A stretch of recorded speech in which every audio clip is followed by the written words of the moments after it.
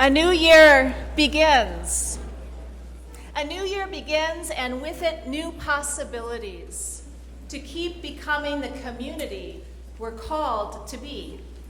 A community that embraces the wrestling and wonder that comes with asking good questions and expecting complexity at every turn. A community that looks to and listens to one another with reverence and respect. A community that commits in myriad ways out of many worldviews to the intellectual and spiritual work of making meaning and seeking truth, that each of us might make a contribution to our world desperate for truth-seeking and truth-telling, desperate so that our earth, its people, and all living things may flourish. Let us welcome the possibilities and callings of this new year. You may be seated.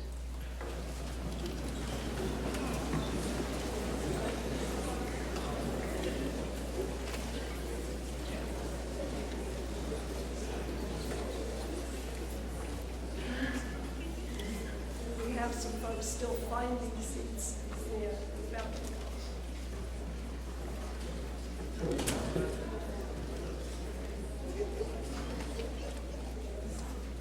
So let me also wish you good morning.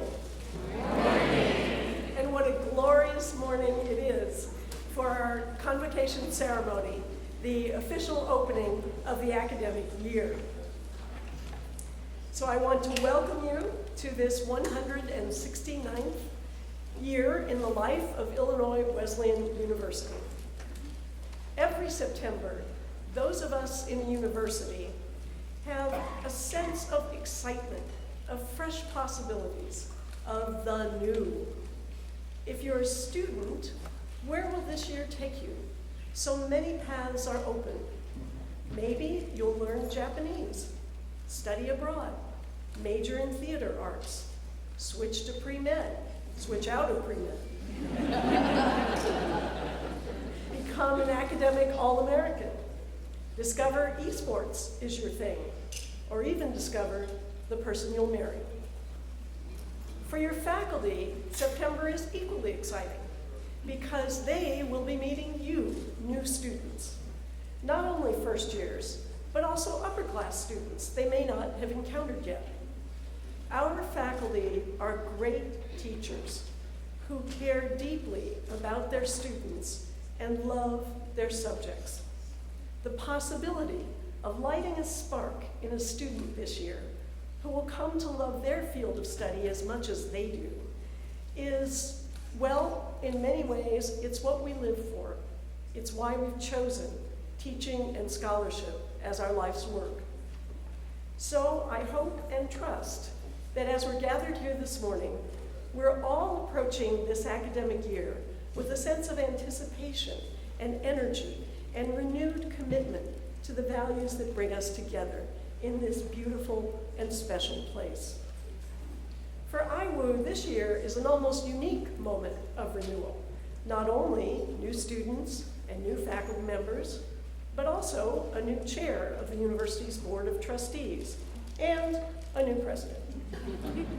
At an all-campus gathering 2 weeks ago, faculty and staff members had a chance to hear from our new board chair. And what we heard was a deep commitment to and love of this institution, a real confidence in what we can accomplish, and an eagerness to be a valuable partner to the campus community. The President's Convocation offers the perfect opportunity for the President to speak to you about the values that bring us together here and the aspirations I have for this year. And I am not throwing away my shot.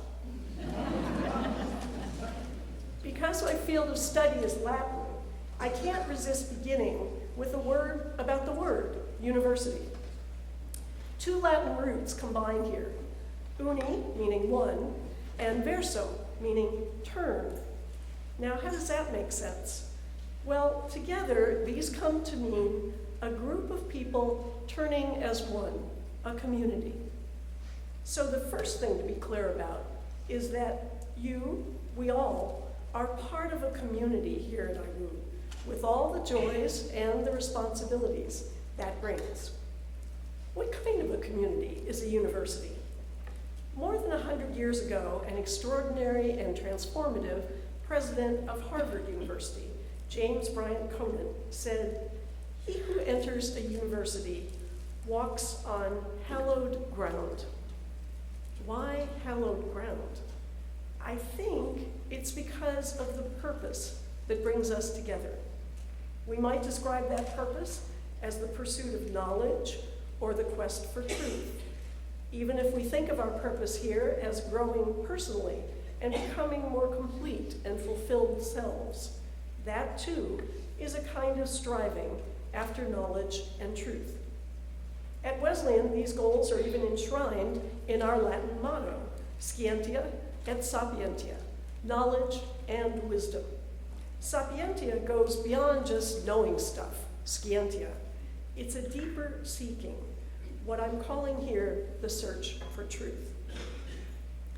Now, seeking truth may seem like a lofty calling and a self-evident good, but actually, it can be a difficult and even dangerous pursuit. And I want to illustrate that this morning with 4 brief tales. I'm going to call them apples and oranges because 3 of the stories involve apples and 1 doesn't. First, I'm sure many of you have heard the widely told tale that Sir Isaac Newton discovered the principle of gravity because he was sitting under an apple tree, an apple fell and conked him on the head, and bingo, he had a revelation of the truth. For the most part, finding truth is not that easy. Let me elaborate by mentioning some other very famous apples in Western culture. In the Judeo-Christian tradition, of course, the most significant apple of all is undoubtedly the one in the Garden of Eden. In Genesis, the first book of the Hebrew Bible, God creates the first humans, Adam and Eve, and he places them in a perfect world, the Garden of Eden. But he does impose just one condition. They must not eat the fruit of the tree in the middle of the garden. You know what happens. Eve is persuaded that if they eat the fruit, they will be enlightened. They will have knowledge of good and of evil. She tastes and hands the juicy red apple to Adam. That's it. They're doomed. God expels them from the garden and decrees that from that day on, men will live by the sweat of their brow, women will endure painful labor in childbirth, and humans will be mortal, not eternal. As a feminist scholar, I'm tempted to delve into why it is that woman brings these evils, but I'll resist that temptation. The point here is that in this text, human life becomes accursed because of the search for knowledge of good and evil. The third apple I have in mind comes from Greek mythology. It's called the apple of discord. It's a beautiful object made of gold that actually causes the Trojan War. To be brief, the Greek goddess of war and strife is angry because she was not invited to a particular wedding. To get revenge, she rolls into the wedding festivities a gleaming golden apple, inscribed with the words, "For the fairest." Well, all hell breaks loose among the goddesses who were invited.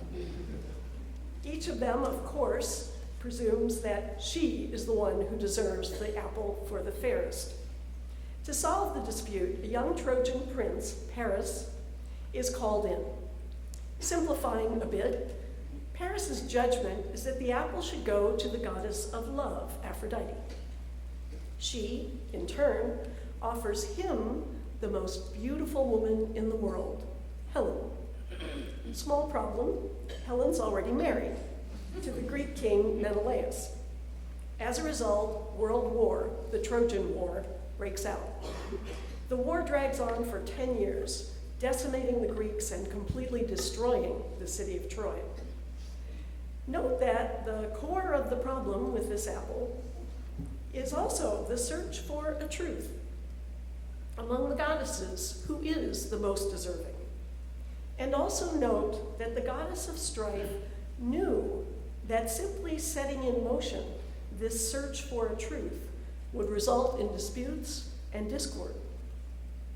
I'll end with a fourth example of truth-seeking, this one from Greek history and not involving an apple, nor an orange for that part. One of the most famous seekers after truth is the ancient Greek philosopher Socrates.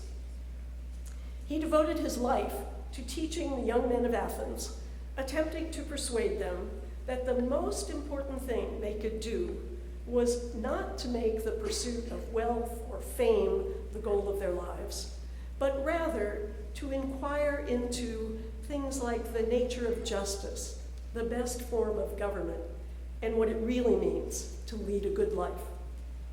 Socrates' students loved and admired him, and one of them went to the oracle of Apollo at Delphi, which was the ultimate source of truth at that time, and asked whether there was anyone wiser than Socrates. The oracle replied there was no one. When Socrates heard this, he was dismayed because he was certain that he was not the wisest man in the world. So he went about trying to disprove what the oracle had said. The result? Many Athenians became annoyed by Socrates always questioning, always revealing that they weren't as smart as they thought they were. In fact, his fellow citizens became so disturbed by this pesky truth seeker that ultimately they brought him to court and they put him to death. Well, this is weird. If I claim that the purpose of our university, is to seek truth, why would I tell these tales where it's a dangerous thing to do? The point is, truth doesn't land on your head like Newton's apple. Unfortunately, most of the time, it does not hit you over the head. It's not self-evident. It's contested. It's elusive. It's like El Dorado, the fountain of youth, or the Holy Grail. In some ways, the search itself is what's valuable, even if certainty may never be attained. I want to elaborate this thought, especially for the students, in a different way through poetry. This is the poem Ithaca by the modern Greek poet Constantine Calafi. All you need to know to understand the poem, I think, is that Ithaca is the island home of the Greek hero Odysseus. He's been trying unsuccessfully for 10 years to sail back to that home after the 10 years of the Trojan War. In the poem, the Laestrygonians and Cyclops are monsters who stood in Odysseus' way, and Poseidon, the god of the sea, has also kept him from his goal. Ithaca. As you set out for Ithaca, hope the voyage is a long one, full of adventure, full of discovery. Laestrygonians and Cyclops, angry Poseidon, don't be afraid of them. You'll never find things like that on your way. As long as you keep your thoughts raised high, as long as a rare excitement stirs your spirit and your body. Laestrygonians and Cyclops, wild Poseidon, you won't encounter them unless you bring them along inside your soul, unless your soul sets them up in front of you. May there be many a summer morning when, with what pleasure, what joy, you come into harbors for the first time. May you stop at Phoenician trading stations to buy fine things. May you visit many Egyptian cities to gather stores of knowledge from their scholars. Keep Ithaca always in mind. Arriving there is what you are destined for, but do not hurry the journey at all. Better if it lasts for years, so you are old by the time you reach the island, wealthy with all you've acquired on the way, not expecting Ithaca to make you rich. Ithaca gave you the marvelous journey. Without her, you wouldn't have set out. She has nothing left to give you now. And if you find her poor, Ithaca won't have fooled you. Wise as you will have become, so full of experience, you will have understood by then what these Ithacas mean. So, especially to the students here this morning, keep Ithaca always in mind, but also be alive to the importance of the journey to get there, your journey at Illinois Wesleyan. Now let me return to this issue of truth being not so self-evident. This past week presented a perfect example in our national life. The Justice Department's Inspector General released a report about former FBI Director James Comey. If you follow the news, you will know that Comey has been a polarizing figure on the national stage over the past few years. If you read the editorial pages on this report, the editorial pages in the New York Times, typically left-leaning, and the Wall Street Journal, typically right-leaning, you would not have thought they were dealing with the same document. So if you're seeking truth, if you're trying to understand, what do you do when there are such contrasting views? Well, often a typical response is tribal. I'm progressive, or I'm conservative. I'm a Democrat, or a Republican. So that's how I'll choose the facts to believe. But Comey presents a really interesting example because he has been vilified and lionized by each party. So tribalism actually doesn't suffice.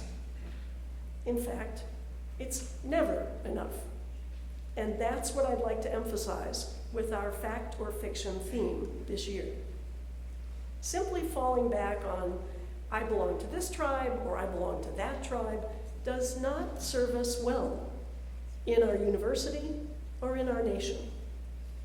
A part of what we're trying to accomplish in education at IWU is to equip students with a more effective set of tools for gathering information, for weighing evidence, for making judgments, for life choices.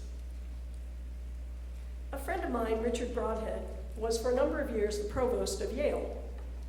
And in that capacity, he always addressed the incoming students, just as I'm addressing you this morning. I want to draw on his thoughts twice this morning. You'll notice this is academic honesty. I'm telling you where I got my material. I want to draw on his thoughts twice because I think he has an amazing gift for eloquence and wisdom, sapientia. In one of those talks to incoming students, he expressed the complex understanding of truth beautifully. The university, he said, is a community of inquiry. That is, a community founded on the premise that nothing is yet the whole of the truth. In saying this, the university does not mean that nothing is true, or that there is no such thing as truth. Rather, it means that no human understanding has or could contain the whole of the truth. That nothing is so true that it is not susceptible to expansion, challenge, revision, and deeper realization. This nuanced perception of truth must, I believe, inform our interactions as a community this year, as we navigate the complexities of fact or fiction together. In the 1960s, the influential Senator Daniel Patrick Moynihan famously said, "You are entitled to your own opinions, but you are not entitled to your own facts." Unfortunately, in our era of truthiness, fake news, alternative facts, and massive efforts to deceive via social media, this basic concept has been largely lost. To move forward effectively, to face the challenges that confront us, to chart an exciting course for the future, I believe it will be critical for us to keep in mind Moynihan's principle. You are entitled to your own opinions, but you are not entitled to your own facts. To conclude, I want to draw again on Broadhead's words. They are clearly addressed to students, but I'd like to suggest that as we embark together on this year of renewal, we might take a more expansive view and think of this as a call to action for us as a university as well. My message is this, he said to the Yale incoming class in 1995. You've come to one of the great fresh starts in your life. One of the few chances your life will offer to step away from the person you've been taken for and decide anew what you would like to become. Far be it from me to say what exemplary life you should propose for yourself, but I implore you not to miss this opportunity to chart one.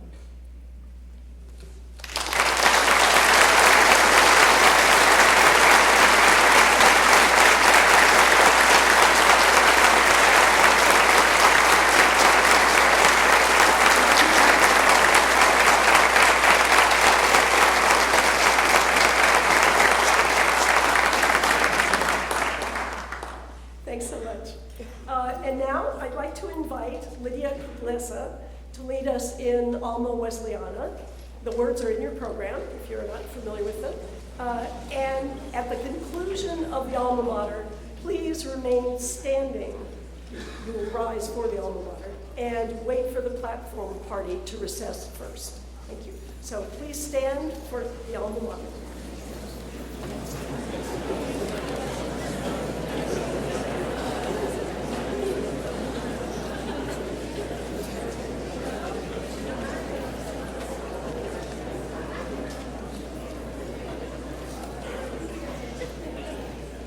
I'm actually supposed to speak, y'all, so I'm gonna give y'all my greetings.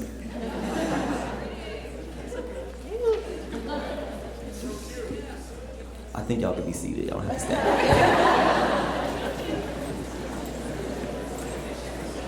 Okay. Good morning and welcome back, y'all. Like, I'm back on campus. Like, let's get started.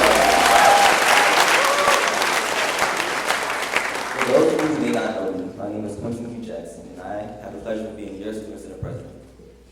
I hope your transition into your first week of the semester has been smooth and you're getting back to the swing of things. On behalf of the entire student body, I would like to welcome all students back to campus and also provide a warm welcome to President Nugent. President Nugent, we look forward to the coming year and all that you have planned. We also look forward to working with you to accomplish these goals.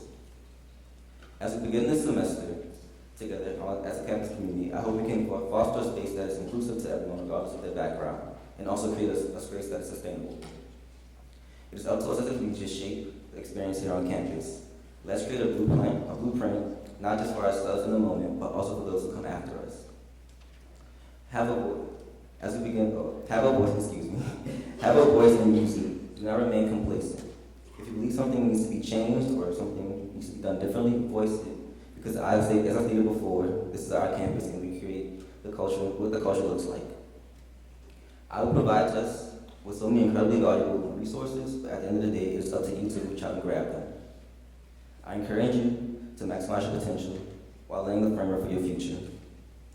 Every day is a new day, and with that comes opportunity to make a difference. Whether it be a difference on our campus, a difference in the classroom, or a difference in the Blown Up community. As you navigate this school year, reach your comfort zone, try to get out to know someone different from yourself, or even another aspect of yourself. Both require deep reflection, and I encourage you to do so. Finally, as the semester commences, let's hold one another accountable for making the space the best it can be. This is what the communities do. Thank you, and good luck this year.